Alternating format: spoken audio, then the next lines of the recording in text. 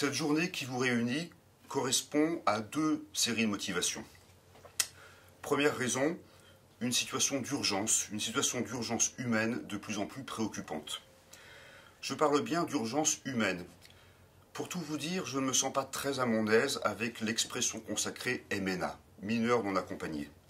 Parce que comme tous les sigles, je trouve qu'elle a tendance à occulter la réalité humaine, elle a tendance à la mettre à distance, à nous protéger, peut-être à trop nous protéger derrière les chiffres, même si les chiffres sont importants.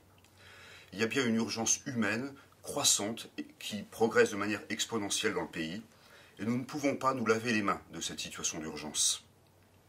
Deuxième raison qui a concouru à l'organisation de cette rencontre, eh bien le fait que c'est précisément de l'école catholique qu'il s'agit. J'aime souvent citer, pardon pour la répétition, ce passage de la lettre aux Hébreux de saint Paul dans le chapitre 13. Saint Paul qui nous dit, je cite, « N'oubliez pas l'hospitalité.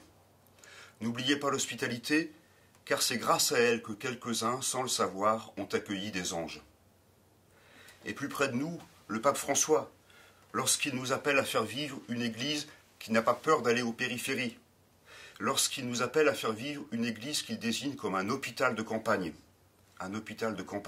aller là où sont les besoins les plus pressants, les plus cruciaux, les plus urgents. Parce que nous sommes une institution éducative, et parce que nous sommes une institution éducative chrétienne, nous sommes directement concernés par l'accueil de ces dizaines de milliers de jeunes qui frappent à nos portes. Alors je le sais bien, de nombreuses initiatives locales se sont déjà déployées ici ou là. Je m'en réjouis, et très chaleureusement j'en remercie tous les acteurs. Pour le secrétariat général, il s'agit aujourd'hui de soutenir précisément ces initiatives, de les mutualiser, de les accompagner et, autant que faire se peut, d'en susciter de nouvelles. C'est une manière de dire aussi que la rencontre de ce jour, elle a pour vocation de connaître des prolongements. Nous ne voulons absolument pas construire un événement, une vitrine, un alibi, encore moins. Ce que nous souhaitons, c'est bien travailler dans la durée. Travailler dans la durée, parce que les questions sont nombreuses et, il faut le dire, sont souvent complexes. La bonne volonté est nécessaire, mais elle ne se suffit pas à elle-même. Si elle n'est pas outillée, la bonne volonté peut même s'avérer parfois contre-productive.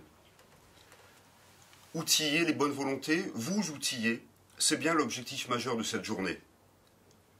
En apportant des éléments d'information, de compréhension, d'analyse, en proposant des éléments de réflexion et de discernement, et puis bien sûr, en suggérant des ressources, une méthodologie, des points d'attention.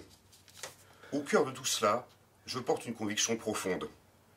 Tout ce qui renforce l'école inclusive renforce aussi le tout d'un établissement, le tout d'un réseau d'établissements. Et c'est bien dans cette conviction que je vous souhaite très cordialement une belle journée de travail.